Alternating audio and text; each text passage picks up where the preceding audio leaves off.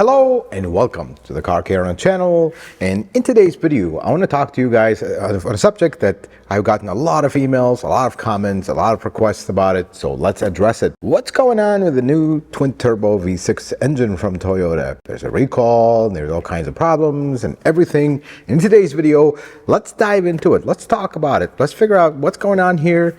Let's kind of compile all the data that is available so we can come up with a conclusion, and I'll share with you my opinion on what's going on right after this.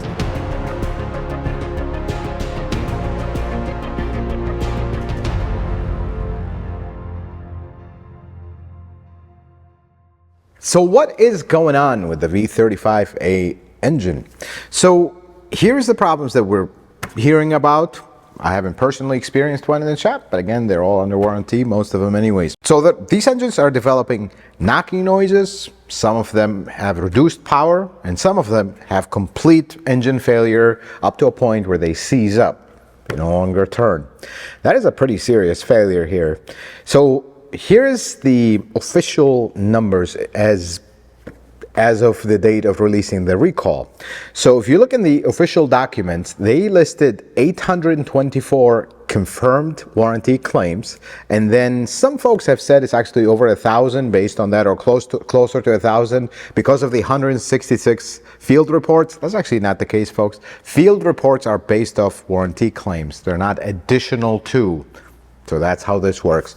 So 824 confirmed cases from Toyota that these are warranty claims that have been closed. However, that is actually not the final number, and here's why. The 824 cases are cases that have been fixed, completed, warranty clerk at a dealership finalized the paperwork, the claim has been closed and paid and done. These are confirmed or completed warranty claims. But how many of those are pending? Basically, we're waiting for parts, we're still investigating, the car hasn't been towed to the dealership, or the car is done, but they haven't filed the paperwork with Toyota. You know, the warranty clerk, there's a process to do that so the dealership can get paid for the warranty claim. So 824 confirmed cases, that is actually not the final number. Only Toyota knows the final number, and even them, they don't know if the dealership hasn't filed the paperwork. So bottom line is, it's a high enough number for Toyota to issue a recall. So let's dive into it and find out what happened there.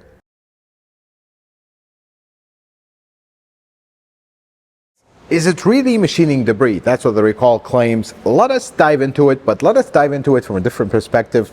That is, we're going to focus on known facts, mechanical common sense and knowledge, and refrain from positive or negative conclusions or speculations. No, we're going to focus on facts. I will approach this just, I know nothing, I am not affected. We're just going to scan through the data that is available, which is, by the way, very little.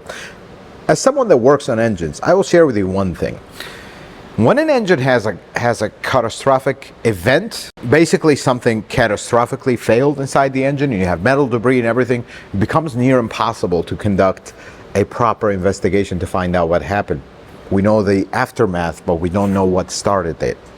That's very difficult. That's the most difficult part.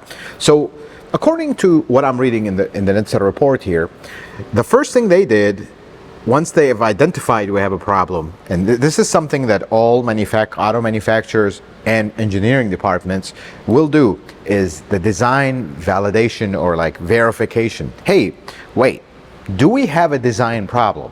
And that does not happen overnight. And that is a long drawn out process. It is not the engineering departments that design engines and test them. They're not going to just say, oh, let's just replace everything and make a few angry YouTubers happy. They can't do that, because do they even know that the engine they're replacing it with has a problem too? That's the problem. So that validation takes a very long time. They're basically going to have to start from scratch and start all over, testing everything all over. That's a long process. It appears from reading into the reports, not directly said, but it appears from the report that those have passed and they do not have a problem there. So the problem has to be with manufacturing. Just because the initial design works doesn't mean that the final product from the factory works. And this is where we're going to hone in and dive in, because Toyota in their report is saying it is a manufacturing issue. So that tells me they have already validated the design. So according to the report, the problem is manufacturing debris. But the biggest question we ask right here is, how come the manufacturing debris happen in one plant in the US and another completely separate plant in Japan? Let us dive in and let's kind of get into the problem more, and then we'll answer that question later on. So it seems to me from everything that I'm gathering and kind of reading, now this is not, the source of this information is not Toyota, this is just looking at everything that is circulating online. It seems like the problem is number one, main bearing failure. Now there has been isolated cases of number three bearing failure, but majority are number one. There's been very few cases, it seems like, rod bearing failure. Now let us kind of dissect that and look into it to make sense of the manufacturing debris. Does this even make sense from a mechanical standpoint? And I'll share with you some of my experience as someone that works on engines. Is this even make sense, and is it possible? But before we dive into that, I want to just address one thing. You will read online that some folks are saying, well, the bearings are walking out because nothing is holding them in place. Folks, that is we're not even going to spend too much time with it. That just absolutely makes no sense. Every bearing sits without a holder. There's no bearing that has a bolt to hold it. That just doesn't. I just want to get that out of the way. With that, let's dive in. So let us first study the main area of the failure, the main bearings. So the V35A has 4 main bearings. Number 1 and number 4, so the first one and the last one, they are actually wider than the middle 2. That is by design. And this is a kind of a cradle design where it doesn't have individual caps. It has a whole unit that comes down and secures it down. And to begin understanding the problem, let us study the oil flow and how that goes. Here's a small diagram. It is not the most detailed diagram, but it gives us an idea. So the oil is going to go from the pickup tube to the pump, to the oil filter, to the main oil hole, and then into the main bearing, pin, and then the rod bearing. That sequence is extremely important because the engines that are failing, they're not having other issues elsewhere. They're not having cam wear, they're not having turbos issues, they're not having rod bearing issue. It's a very specific issue. And the hard part to determine is, are we having the other problems because of the main bearing failure or because something else is going on? But let's focus on the main bearing here to try to make sense of the manufacturing debris. And before we get into that, just to address some of the concerns that this engine has a problem, let us look at the previous engine in the Tundra, for example, the V8. It has exactly the same design of the oiling system. The oil flows exactly the same way. Here's that diagram.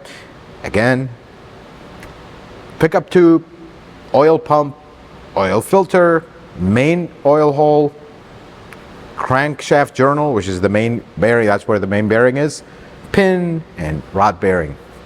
It's exactly the same way it flows. There is nothing really have changed there. So here's some logic and some humble experience from my side. Let us kind of dive into this.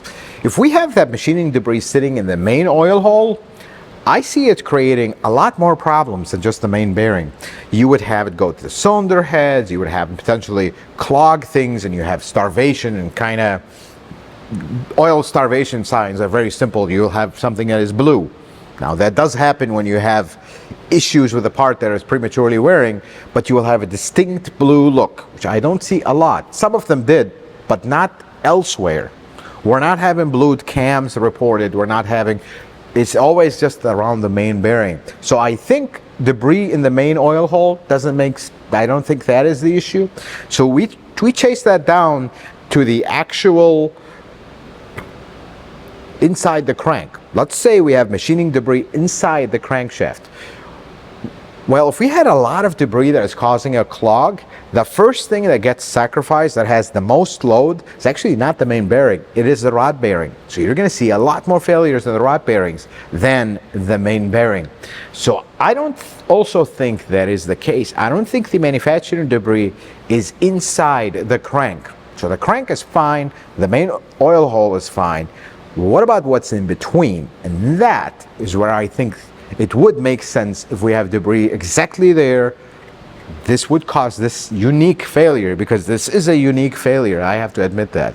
If you have loose debris in the passage going from the main oil hole to the main bearing, but when I mean loose debris, that is the most important part here, because if we have complete clog, you're going to damage a lot more than just one main bearing. The first thing that's going to go is the rod bearing. But if you have loose debris, that loose debris is actually going to flow with the oil into the bearing itself, and you have fine loose debris. And the biggest thing is if this is strong debris, like if you have sealer debris, any kind of soft debris, it may not cause issues. Believe it or not, that's something about engines. Bearings are very tough.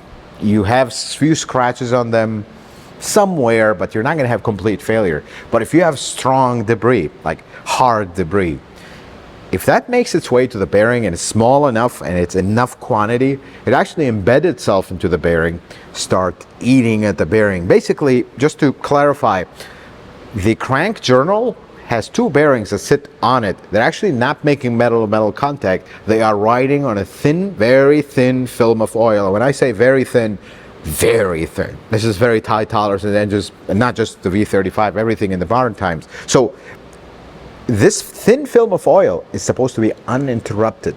If all of a sudden you have all kinds of floating debris, you basically established metal-to-metal contact.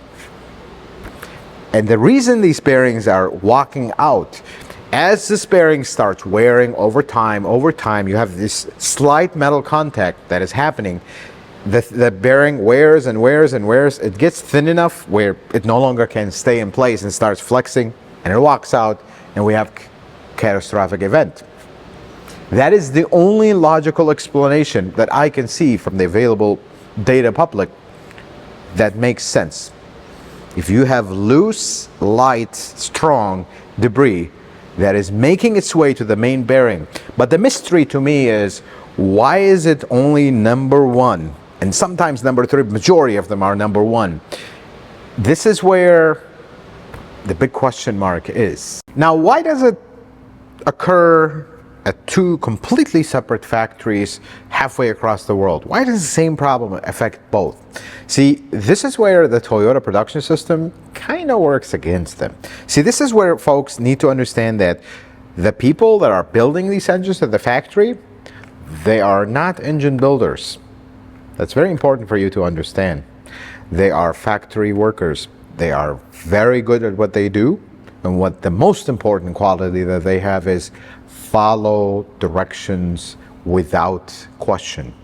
That is the most important quality to be an auto factory worker. You must follow procedure and be very good at what you do. You cannot question what you are doing. You just follow the procedure exactly as it is laid out by the manufacturer. That's the main thing. So the debris theory, whatever cleaning process they are following in Japan, they will follow the exact same procedure in the US factory. So if the procedure was missing something, it's going to be missing something on both sides, because they are following the exact same procedure, which makes sense. Now, you will ask, what about the GX550? Well, it has the same engine. It actually may not, because that is a different output engine from a different line for a different car, which comes to a conclusion that the way they are building the LX600 engine and the way they are building the Tundra engine is a similar process. So because they are similar output engines, at least at the basic mechanical side, that is something we're going to hold on to, because that is why it could affect two factories, but not other versions of this engine. For example, the LS500, there has been a case or two, but again, with any new car, you're going to have issues, but we're not having a rampant thing like the Tundra or the LX600.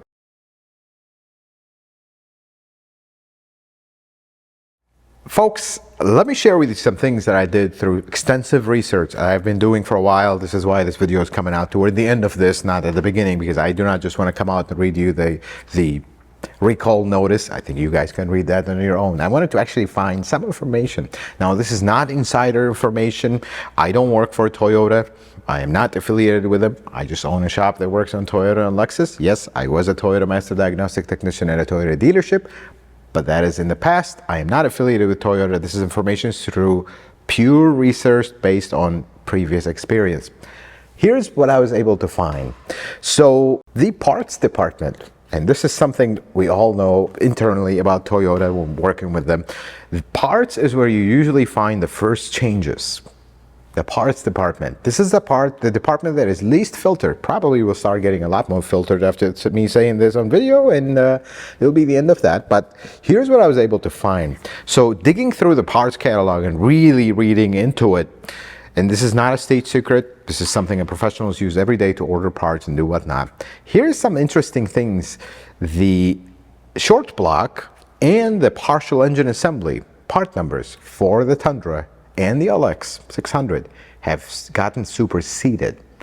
What superseded means is when a part design changes, or when a part supplier changes, or a part got an improvement or somewhat of a change or update. That's what a supersession means. But here is the biggest surprise that even surprised me when I saw it. The Tundra engine production started in November of 2021. That is when they started building the first engines. Yes, they started selling them December, whatnot. We're not going to get into that. I'm looking at the data from the parts catalog. November 21 is when it started. Then the part got superseded very recently. Would you guess what was the date of the supersession? All Tundras made from November 21 all the way to January of 2024 have one part number that got superseded in January of 2024. Any engine made after January of 2024 already has the new superseded number past that. That was a pretty big surprise, and I feel like that has something to do with this. Nothing confirmed, this is just pure observation here, but this may make sense why we are hearing some issues with 2024 models. Because 2024 model sales started in fall of 2023 before this potential effective change. So did they really completely figure out the issue in production in January of 2024? And we're going to see phase 2 and phase 3 of this recall to cover those as we go, since they figured, well, the first batch is going on a warranty already by miles. Let's cover those folks first. And then as time goes and we're able to contain this and get things going, we'll release phase 2. That has happened with other recalls in the past. That potentially may be the plan. We will see. But then there's another one. If I scan through the entire thing, the crankshaft is exactly the same from 11/21 till today. Nothing changed. The bare block itself did not change. The piston did not change. The rod, every single part in the engine did not change, except one of the cam housings changed. It's kind of a random number, I think July of 23. That didn't seem relative, although it's potentially related, unknown. The other thing that was very surprising, the main bearing that fails, one of them changed, and he did not get superseded, but this is something very strange to me. So the middle two bearings, number 2 and number 3, did not change. They are the same part number from November 21 till today. The 1 and 4, which are the ones, the 1 is the one we're getting most of the failures on. It has not superseded, but now it shows an end date of production. Basically, November 21 all the way to April 2024. So something is upcoming or something is going on with the main bearing, but the current part number runs out at 4/24. April of 24. So I'm wondering if they are changing something there, but they have not actually superseded. They just put it as that and it stopped. Folks, this is all research and kind of educated speculation. Do not take this as legit info, because I am just sharing with you what I found through scanning and researching through this with all available publications. I really tried to look into the V35A, any available publication, to get you some answers. The only thing I will tell you is this is another one that came up a lot. Are we having these problems because we switched from individual caps to the whole cradle that contains all the caps? Folks, in every single engine builder, you will ask every single mechanical engineer that works with engines, they will tell you that this is a more sturdy design. This is not a weaker design. So, and the other fact is the T24A, which is an engine that came out in 2023, There's been many examples of some high miles. It's in mainstream cars, unlike the LS500. We don't have issues there. This was around the time, a few months into the production of the 2022 Tundra, we started hearing reports of issues. The T24A has the exact same design. We don't have issues. So I don't think that has anything to do with it. The machining debris thing could be an actual cause, but it has to be a really specific condition for it to actually do that. Unfortunately, even with the recall coming out, unless we start to decipher the technical procedure or how to inspect them, which we'll talk about a little bit here, we're never going to really know what's going on. The bottom line is there's a recall and they're admitting there's a problem.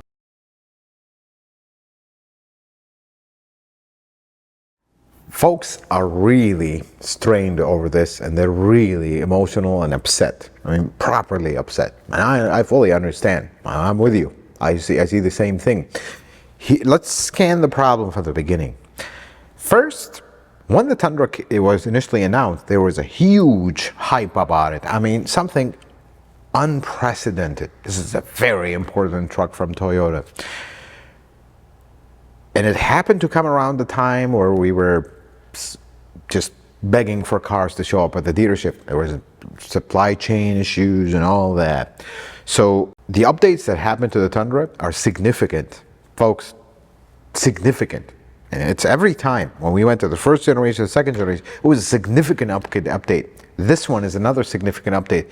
There is literally nothing shared with the old model but the name Tundra. That's it. Everything is new. So because of that, folks were really excited about it. And because of that unfortunate excitement, supply chain issues. The trucks themselves, MSRP, got very expensive because it was a radical change from what's before. And then dealerships just took things to the next level with their over price adjustments and overinflating the prices. They went out of control with their scam schemes, charging over MSRP. And folks were so excited about it that they overpaid for them. And they were very early on upside down in their loan. And they were really struggling with the high cost of these things. And to top it off, to add more fuel to the fire, now we have engine problems. And the biggest problem with that is the time it took to fix the car when you have the problem, because of course everything was in back order, and then we're not exactly changing a brake pad here. This is a long process. It's going to take time. So they're out without a car. You bought a Tundra, you got a little car for a loaner until your car is fixed. That really made folks upset. And the other thing is, it took Toyota an entire 2 years to finally come out and admit there is a problem. They're not hiding stuff, and I understand, folks. We got to look at both ways of the street here. This thing takes time. You can't just take a completely destroyed engine with all kinds of debris and figure out what happened. Well, nobody can. It's a time-consuming process. But it seems like all the cards stacked up to make folks really upset. They have every right to.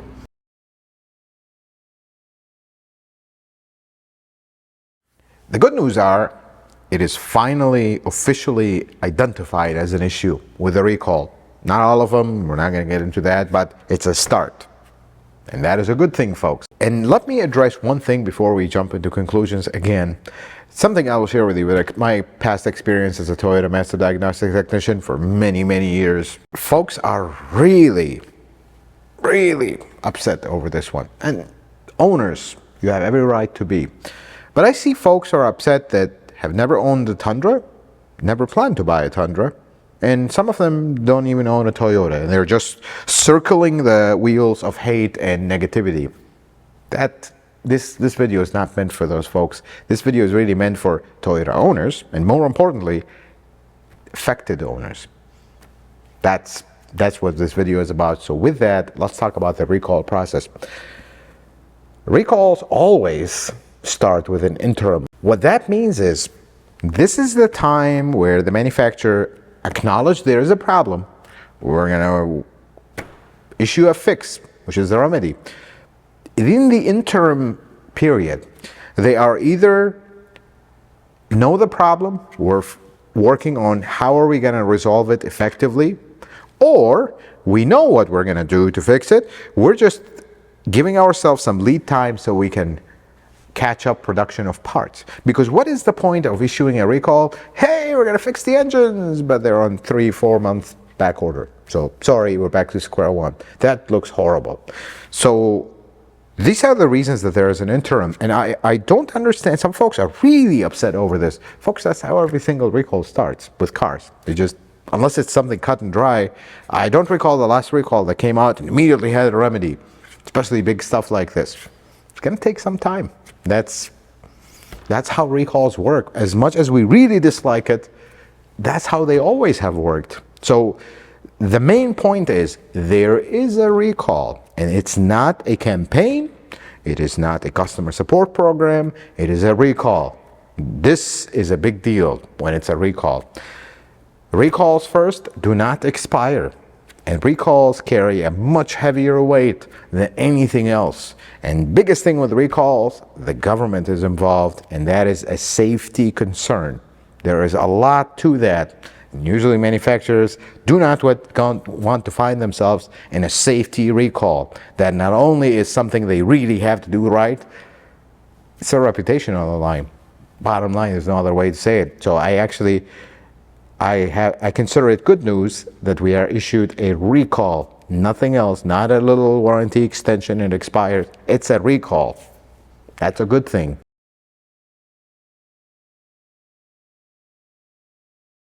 Folks, this is the very difficult question. And honestly, this part is 100% unknown. But let me shed some light on that from previous experience with some other old recalls and some things, and just kind of adding some logic to it here. 102,000 trucks, that's a pretty large number. But at the same time, not all of them are going to be affected. And that is the mystery part. Because you will have some Tundras that already have over 100,000 miles that run perfectly fine. And then you have some that failed before 10,000. So obviously the logical thing will be not all of them will be affected. But let's dive into that. Why are not all of them affected? That really depends. That's the unknown part. What did they really find in their investigation? Where that debris exactly is at, which is going to translate into what's affected and what's not. If it is kind of a random occurrence and basically all of them had debris, so why is some of them not having the issue? There is a theory here.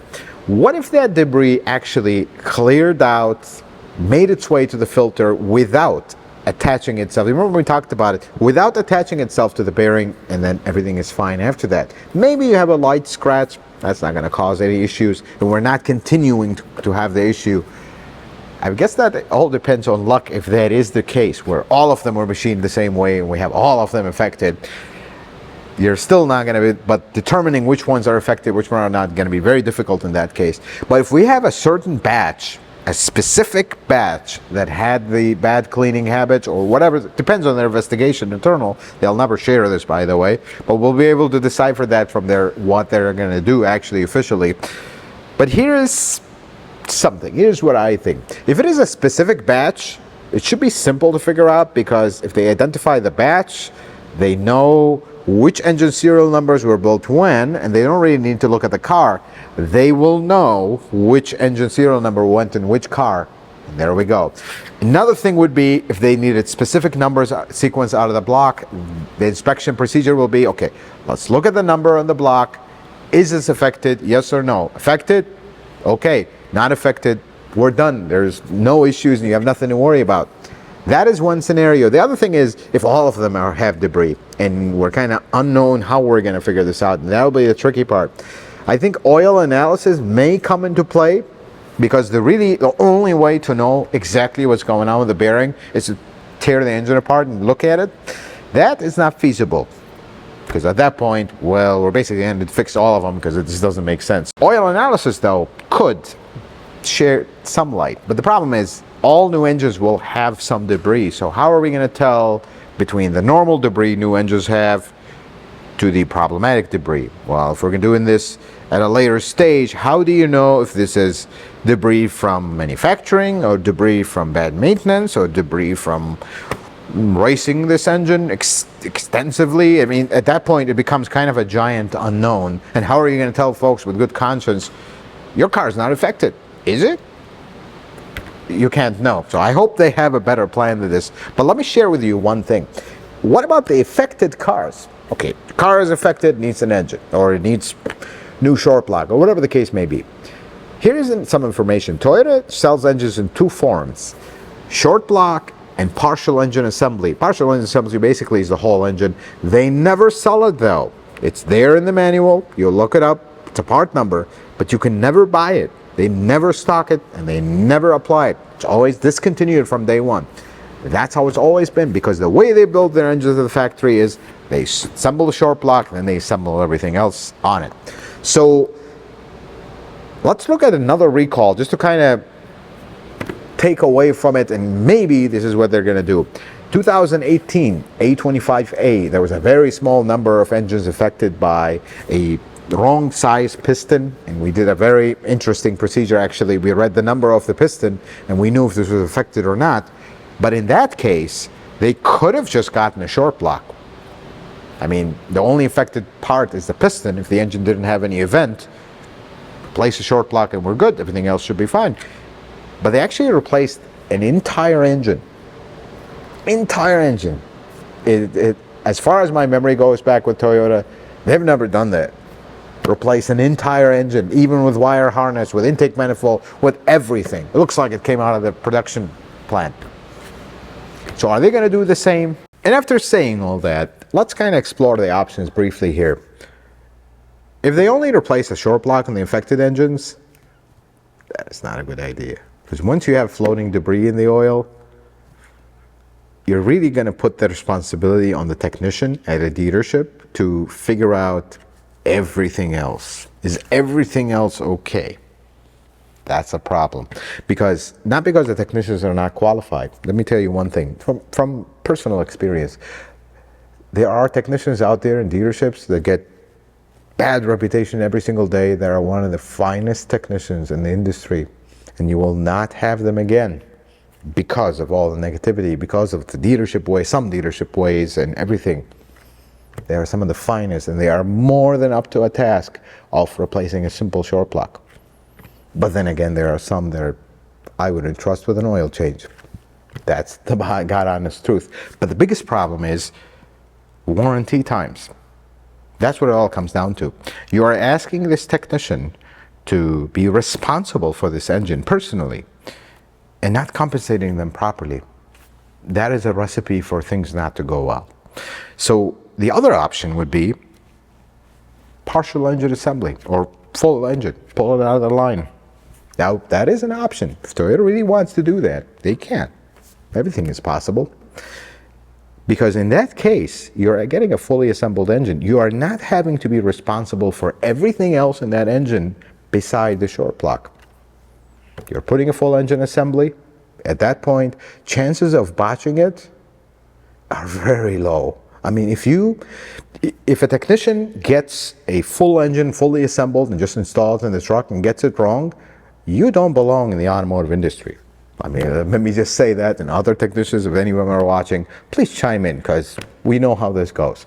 So the hope is partial engine assembly. That is the easiest way on the dealers, not the easiest way on Toyota financially and logistics-wise, but gotta do things right. Unfortunately, sometimes it's gonna get costly.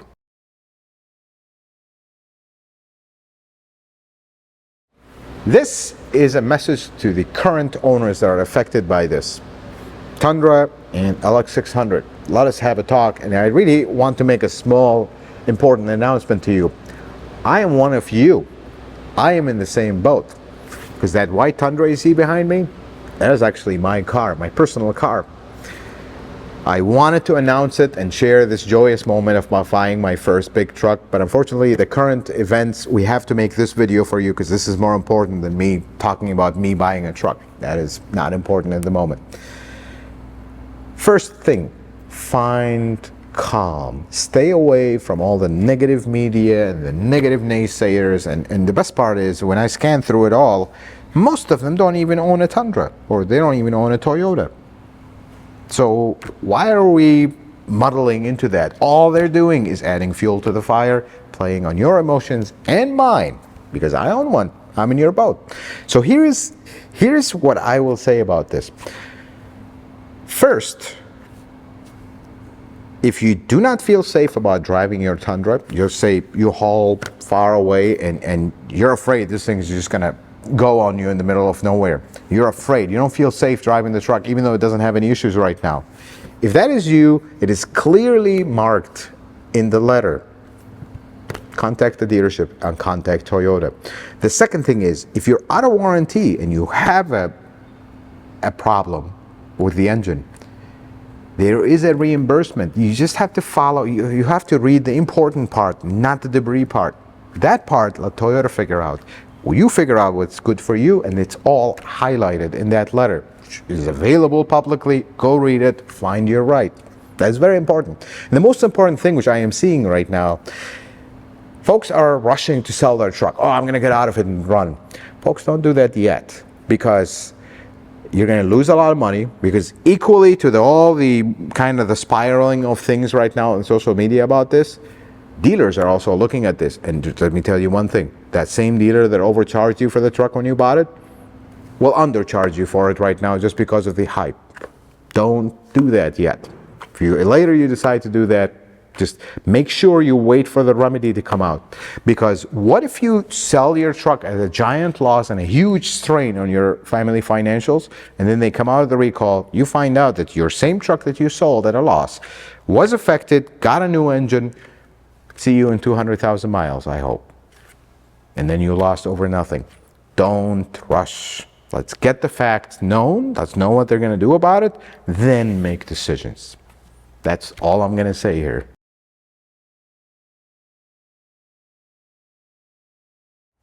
And finally, this is my message to Toyota. Love you guys, but this is really bad. Truth have to be said, this is really bad. All the anger and the uproar about this issue, some of it is blown out of proportion from non-owners and naysayers, but from the owners, it is not blown out of proportion. This is really bad. And the biggest thing is, there is more fuel to the fire when you guys let your dealers reign over this. Reign over people's finances with their upcharging of things, with all their schemes.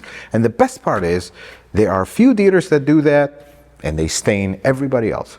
I personally know dealers that don't do that. They don't overcharge. They don't add things that are not necessary just to inflate the price because the car is hot and not available. But some do. And those are the ones that are reigning right now. And they still do. That's the problem. When people bought these trucks new, they were very expensive. And on top of it, dealers were just finding every way to overcharge for them. And now we have problems like this. And I understand things took a long time to get to this point where we're working on it, basically. But it took a long time. People's patience can only go so far. And the handling of things with the dealerships are also in the middle sometimes. It's not all bad on the dealership. Sometimes they're in the middle.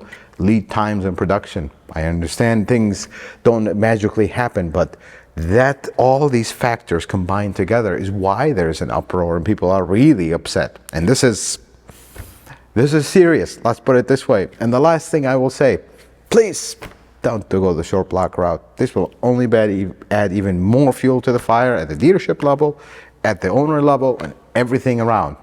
Do this right. Do this the Toyota way that we all love and respect. Put a partial engine assembly on the ones that are affected. And I think this will de-escalate and we go on about our lives. And one last super biased request, please don't forget about us Tundra hybrid owners too, because we have the same engine. And folks, lastly, I want to say one thing. We are all humans. We're not perfect. Nobody is. And if you ever thought Toyota was perfect, you are very mistaken. Nobody's perfect. We're all not perfect. I'm not perfect. You're not perfect. That's just how the world revolves. But here's what my hope is. My hope is they do things the Toyota way. They fix this one way, shape, or form. It gets figured out, because the most important thing right now is the owners. Affected folks, the folks that are already strained financially with these expensive trucks, and things get taken care of and taken care of well, and we move on. This will move on, just like the whole gas pedal thing If you even remember that, people don't even talk about that anymore. I do, because I was in the middle of it as a technician. That went on, and the doors catching on fire went on, and things will move on. Life moves on, is the bottom line. People make mistakes, but the best part about it is when you acknowledge the mistake, do make it right, and move on. And that is part of the original Toyota way that made them what they are, and I hope they stick to it and do things right. And there is that. Because one thing I will say as an owner for one of these trucks, I really like the truck. It's not perfect, far from it, apart from the engine, far from perfect. But I love the truck. I like how it drives. I think it's a really good upgrade. And the engine specifically, I really like it. I think it has a interesting driving character, and I think it's befitting of a truck of this size. I just hope they get it right, and we're good to go. Folks, I hope this video was helpful, informative. I hope you learned something new. If you like it, consider giving it a thumbs up. If you're not a subscriber, consider subscribing to the channel. Check out some other videos. Until the next video, folks, may the Lord bless you and keep you, and you have yourself a wonderful day.